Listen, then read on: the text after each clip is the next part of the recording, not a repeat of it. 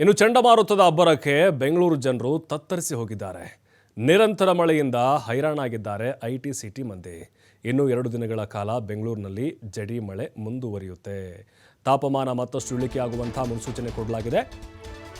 ನೋಡಿ, ತಮಿಳುನಾಡಿನ ಈ ಫೆಂಗಲ್ ಎಫೆಕ್ಟು ಬೆಂಗಳೂರಿಗೂ ಕೂಡ ತಟ್ಟಿದೆ. ನೋಡ್ತಾ ಇದ್ದೀವಿ, ಕಳೆದ 3-4 ದಿನಗಳಿಂದ ನಿರಂತರವಾಗಿ ಜಡಿ ಮಳೆ, ಜಿಟಿ ಮಳೆ ಶುರುವಾಗ್ಬಿಟ್ಟಿದೆ.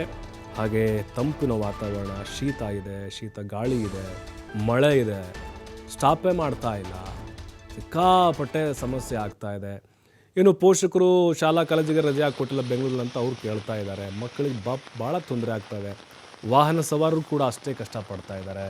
ಜೊತೆಗೆ ದಿನನಿತ್ಯ ಕಚೇರಿಗಳಿಗೆ ಹೋಗುವಂಥವ್ರು, ಕಂಪನಿಗಳಿಗೆ ಹೋಗುವಂಥವ್ರು ಅವರು ಕೂಡ ಈ ಕಷ್ಟವನ್ನು ಅನುಭವಿಸ್ತಾ ಇದ್ದಾರೆ. ಯಾಕಂದರೆ ಈ ಹಿಂದೆ ಕೂಡ ಮಳೆ ಸುರಿದಂಥ ಸಂದರ್ಭದಲ್ಲಿ ಬೆಂಗಳೂರಿನಲ್ಲಿ ಸಾಕಷ್ಟು ರೀತಿಯ ಅವಾಂತರಗಳಾಗಿತ್ತು.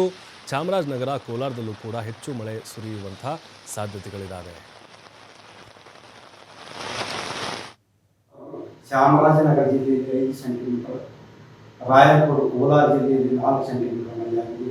ಈಗಿರುವ ಹವಾಮಾನದ ಸಿನಾಪ್ಟಿಕ್ ಸ್ಥಿತಿ ಏನಂದರೆ ಬೆಂಗಾಲ್ ಚಂಡಮಾರುತವು ದುರ್ಬಲಗೊಂಡು ಲೋ ಪ್ರೆಷರ್ ಸಿಸ್ಟಮ್ ಆಗಿದೆ. ಈ ಲೋ ಪ್ರೆಷರ್ ಸಿಸ್ಟಮ್ ಡಿಸೆಂಬರ್ 3ರಂದು ಅರಬ್ಬಿ ಸಮುದ್ರಕ್ಕೆ ಪ್ರವೇಶವಾಗುವ ಹೆಚ್ಚಿನ ಸಾಧ್ಯತೆ ಇದೆ. ಇದರ ಪ್ರಭಾವದಿಂದ ಕರಾವಳಿ ಹಾಗೂ ದಕ್ಷಿಣ ಒಳನಾಡಿನಲ್ಲಿ ಡಿಸೆಂಬರ್ 2ರಂದು ವ್ಯಾಪಕವಾಗಿ ಮಳೆಯಾಗುವ ಹೆಚ್ಚಿನ ಸಾಧ್ಯತೆ ಇದ್ದು, ಡಿಸೆಂಬರ್ 3ರಂದು ಹಲವು ಕಡೆ ಮಳೆಯಾಗುವ ಹೆಚ್ಚಿನ ಸಾಧ್ಯತೆ ಇದೆ. ಉತ್ತರ